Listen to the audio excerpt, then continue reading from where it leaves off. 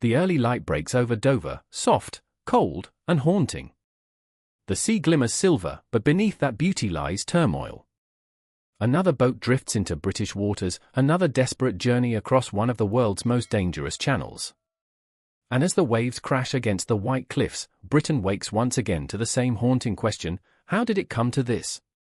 The border guards prepare as dawn mist rolls in, their radios crackle with tension, the hum of engines grows louder. On the horizon, the small vessel, overloaded, fragile, barely afloat. Inside it, faces etched with fear, exhaustion, and the faintest flicker of hope. Dover dawns, and the story begins again. But behind this moment, behind every wave that touches British shores, there's a machine, a political machine. And it's creaking under the weight of public anger, bureaucracy, and broken promises. Before we dive deeper, if you're new here, welcome to Echo Britain, the home of bold, dramatic political storytelling.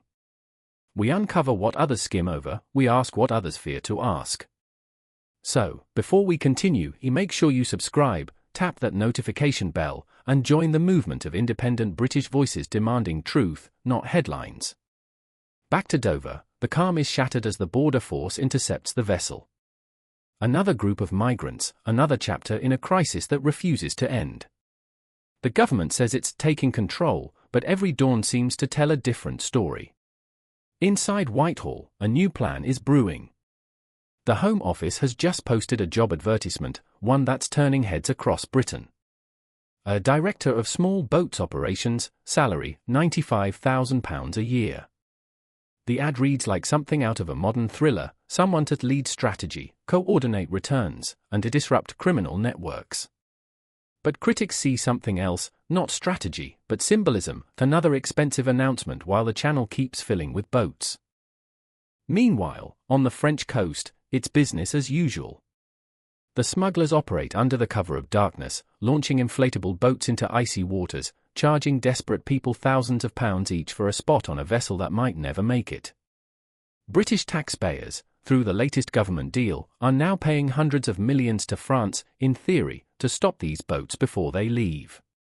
But the results? Mixed at best. In Parliament, frustration is boiling. MPs on all sides accuse the government of throwing money into the sea. The opposition argues that Britain has become reactive, not strategic. And while politicians trade blows across the dispatch box, the real drama unfolds not in Westminster, but in Dover, where coastguards, medics, and volunteers witness the human cost of every failure. The numbers tell their own story. Nearly 15,000 migrants have crossed the channel so far this year, a rise that mocks every promise of stopping the boats. Each attempt to tighten laws, each new deal with France, each headline declaring a mission accomplished seems to dissolve as the next dawn reveals another raft in distress. And so, the question grows louder: is Britain truly in control of its borders, or merely pretending to be? In Downing Street, Prime Minister Keir Starmer faces growing pressure. His government inherited a system battered by years of legal challenges, failed deportation flights, and public disillusionment. The Rwanda plan, once the flagship deterrent, lies in political ruins. The court stalled it, the opposition condemned it, and now, even its supporters whisper that it may never fly again. In its place, a new narrative emerges, one of cooperation with Europe, of data sharing, of smarter enforcement. But in pubs across Kent and Essex, in living rooms across Yorkshire and the Midlands, people aren't talking about data sharing. They're asking why the boats keep coming. Starmer's Home Secretary, Shabana Mahmood, insists progress is being made. She points to recent returns flights, 19 migrants sent back to France, 7 the month before, and claims it's proof the system works. But 19 against thousands, it's like emptying the channel with a teaspoon. At the same time, human rights groups warn that the rhetoric of crackdowns hides the suffering of real people. Families fleeing war. Children traveling alone.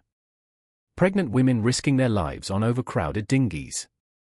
To them, Britain isn't a fortress, it's hope. And that's a hope they'll cross oceans for. But here lies the paradox of modern Britain. A country built on the rule of law, compassion, and sovereignty, now struggling to balance all three. To the left, compassion must come first. To the right, sovereignty is non-negotiable. And in the middle of a weary nation, caught between moral duty and political fatigue. The new £95,000 job becomes a symbol of this struggle. The Daily Telegraph calls it a desperate measure. Others say it's simply optics, a headline to calm voters rather than an actual solution. But somewhere in Dover, a small boat leaves France tonight, and by sunrise, it will be someone's responsibility. As public frustration deepens, Britain's identity feels tested. Brexit was supposed to mean control of borders, laws, and destiny. Yet here we are, 4 years later, still counting the boats. Reform UK seizes the moment, claiming Labour has betrayed Brexit's promise. Nigel Farage's words echo across talk shows and social media, fueling an anger that no job posting or diplomatic photo op can cool.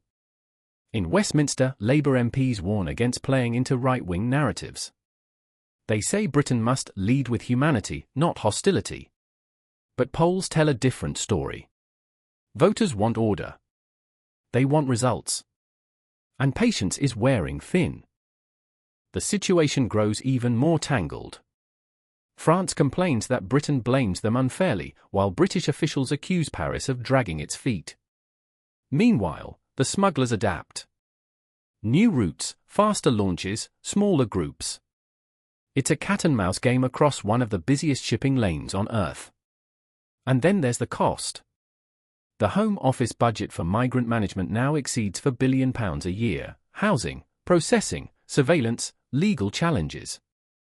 Hotels across the country are full of asylum seekers waiting months, sometimes years, for a decision. Local councils are overwhelmed. Communities feel forgotten. The strain isn't just financial, it's cultural, emotional, political.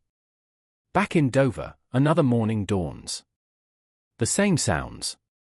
The same faces. Officers help people ashore. Children wrapped in blankets.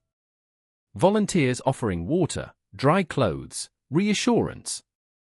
It's easy to see numbers on a spreadsheet, harder to see the humanity in these moments. And yet, that's where the real story lies. Because beyond the politics, beyond the speeches, beyond the statistics, there are people, on both sides of the debate, exhausted. The border guards working double shifts. The local residents watching their town transform. The families risking everything for a better life. And the government, trapped between compassion and control. By midday, Westminster will issue another statement. Another decisive action plan. Another promise to fix the system once and for all. But by evening, the Channel will still whisper the same truth. Britain's border is not just a line on a map. It's a mirror, reflecting everything this country is struggling to be. Dover dawns again, and the story continues. This is Echo Britain, where we tell the stories shaping the soul of our nation.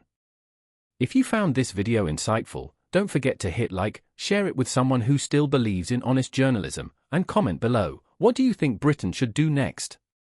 Close the borders, or open its heart? Your voice matters.